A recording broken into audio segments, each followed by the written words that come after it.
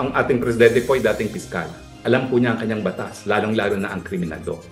Kampante si former presidential spokesperson Attorney Harry Roque na hindi magagamit laban sa dating presidente ang mga pahayag nito kahapon sa pagdinig ng Senado sa war on drugs ng kanyang administrasyon. Kabilang sa mga kinumpirma ng dating Pangulo ang pagkakaroon niya ng death squad.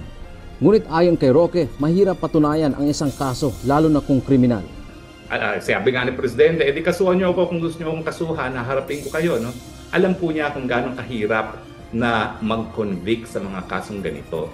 Kinakailangan mapakita na may order talaga siya para pumatay. At paulit-ulit niyang sinabi na ni minsan wala siyang sinabi sa kahit kaninong pulis na patayin mo ang ex. Dagdag pa ni Roque na ipakita rin ni Duterte ang paninindigan nito at bilang isang leader sa pamamagitan ng pag-ako sa lahat ng responsibilidad na may kaugnayan sa kaso ng war on drugs. Samantala, nang tanungin si Roque kung personal ba siyang haharap sa Department of Justice o DOJ para sagutin ang reklamong qualified human trafficking na isinampa sa kanya kahapon, sinabi nito na may iba namang paraan para makapagsumite siya ng counter affidavit.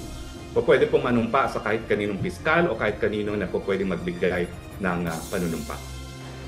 Muli namang binatikos ng dating kalihim ang mga nagsampa sa kanya ng umano'y gawa-gawang reklamo. Dante Amento, UNTV, News and Rescue.